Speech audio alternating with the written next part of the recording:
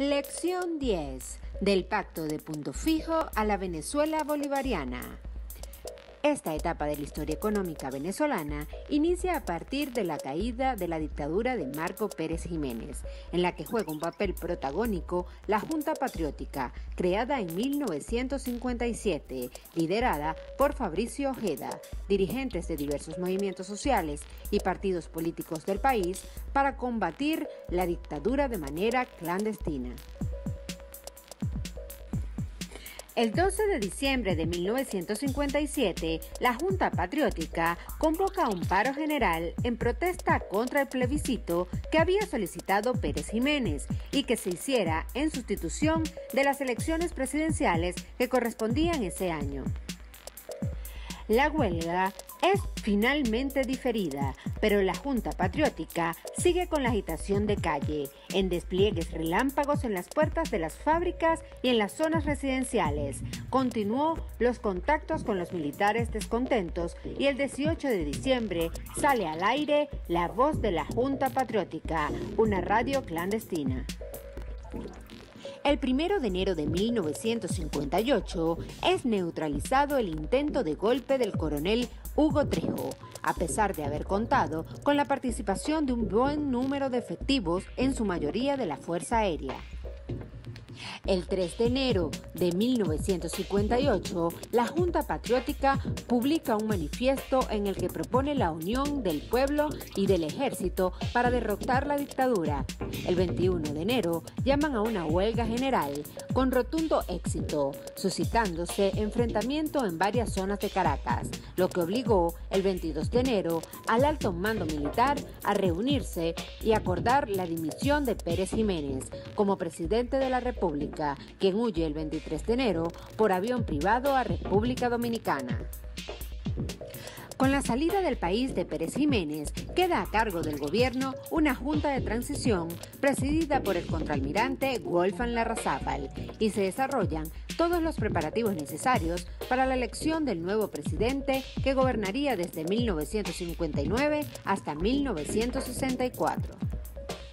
Previo a las elecciones presidenciales, se celebra el 31 de octubre de 1958 una muy importante reunión entre los representantes de los partidos políticos de AD, COPEI y URD, con el propósito de establecer las bases para asentar la estabilidad del nuevo régimen de la democracia representativa que regirá los siguientes 40 años de la historia del país. A este acuerdo se denominó Pacto de Punto Fijo, excluyendo al Partido Comunista de Venezuela y a los principales líderes del derrocamiento de la dictadura por su relación con la Unión Soviética y visión soberana y antiimperialista.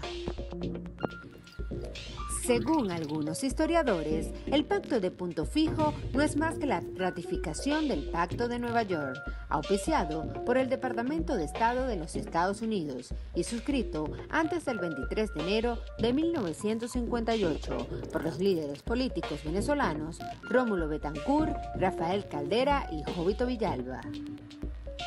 Durante el primer año del gobierno de Rómulo Betancourt, uno de los hombres de mayor importancia fue Juan Pablo Pérez Alfonso, su ministro de Minas e Hidrocarburos, quien fue el principal impulsor de la OPEC como instrumento para la estabilización de los precios del petróleo en el mercado internacional, promovido la creación de la Corporación Venezolana de Petróleo, pero que ante la negativa del presidente de acabar con las concesiones petroleras, le presentó su renuncia como titular de la cartera de Minas e Hidrocarburos.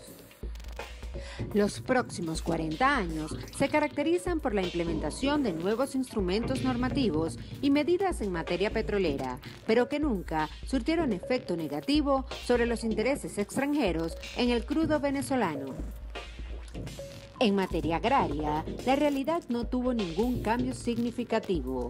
El latifundio, según estando presente durante todo su gobierno, al igual que el resto del periodo de la democracia representativa.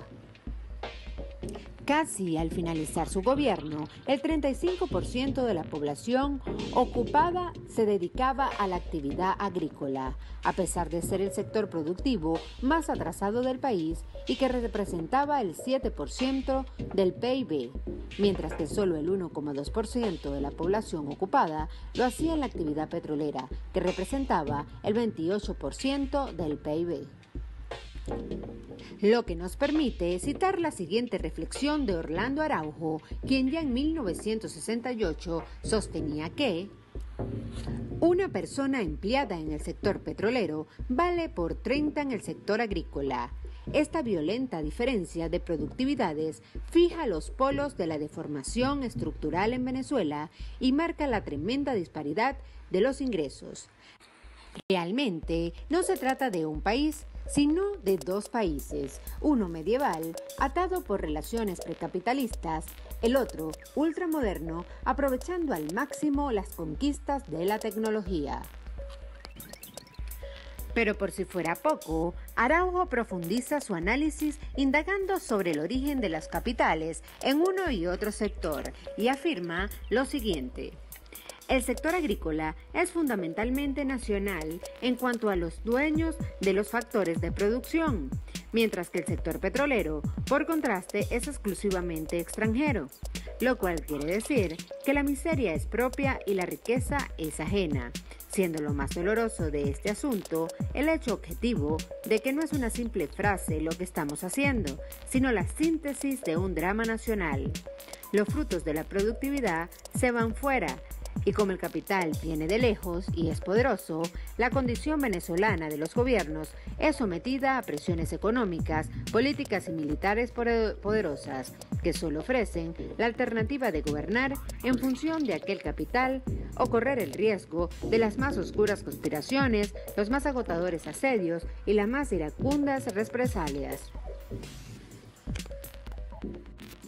La industria venezolana, que se conformó durante toda la época de la democracia representativa, se construyó sobre la espalda de la actividad petrolera. Buena parte de ese tejido industrial, al igual que el ganadero, eran extensiones del capital extranjero que controlaba el petróleo venezolano y que no tuvo un desarrollo estructural. En palabras del doctor Maza Zavala, economista venezolano. La mayor parte de la producción industrial es de bienes de consumo perecederos o de ensamblaje y acabado de bienes durables de consumo importado. Esta es una industrialización aparente, precaria y periférica.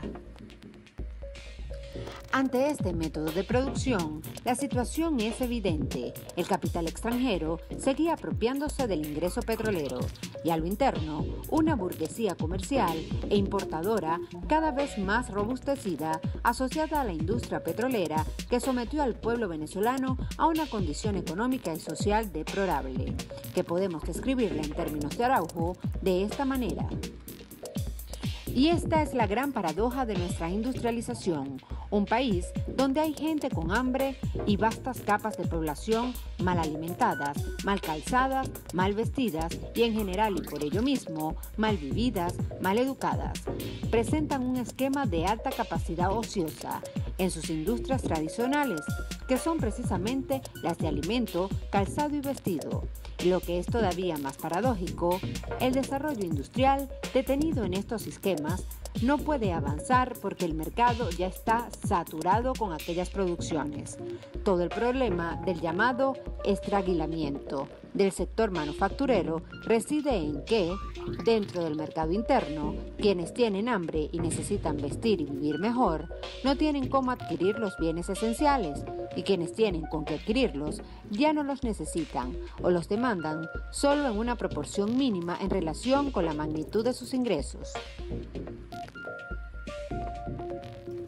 Estas terribles circunstancias que caracterizaron las décadas del punto fijismo provocaron el rechazo del pueblo, continuas protestas y revueltas que fueron acompañadas de una brutal represión, con acontecimientos sanguinarios ni siquiera vistos durante la dictadura.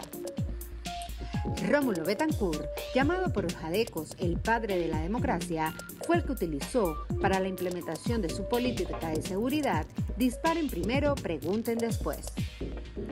Muchas fueron las masacres ejecutadas por el terrorismo como política de Estado, ajusticiamiento de trabajadores, campesinos, líderes estudiantiles, inclusive menores de edad, indefensos, solo para recordar algunas: Liceo Sanz, Carupanazo, Porteñazo, Caño Cruz, El Paraíso, La Victoria, Cantaura, Blumare, El Amparo, El Caracazo, que demostraron el carácter fascista de sus métodos. Veamos otros ejemplos en un extracto del artículo publicado por Miguel Espinosa en el 2013.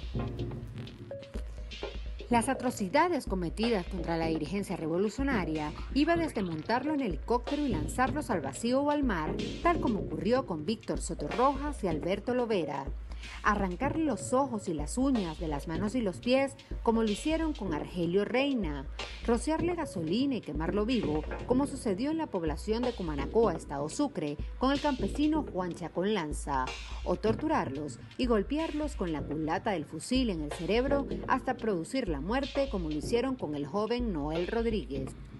Estamos hablando de más de 10.000 víctimas durante 40 años de la democracia representativa, que ilegalizó partidos políticos, cerró medios de comunicación, allanó y cerró durante años algunas de las pocas universidades públicas que aún no habían sido privatizadas.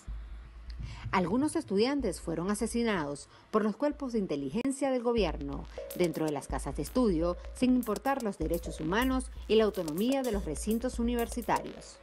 Fue impuesta de manera firme en todo el territorio nacional la recluta obligatoria y la ley de vagos y maleantes, mediante la cual toda persona que por su aspecto físico pudiese parecer un vago o un maleante, sin proceso judicial, sería privado de libertad por dicho delito. Estamos hablando de un periodo de los más oscuros en materia de derechos humanos y que tuvo tal vez como acontecimiento más dramático y detonante el resquebrajamiento del Pacto de Punto Fijo, la revuelta popular conocida como el Caracazo.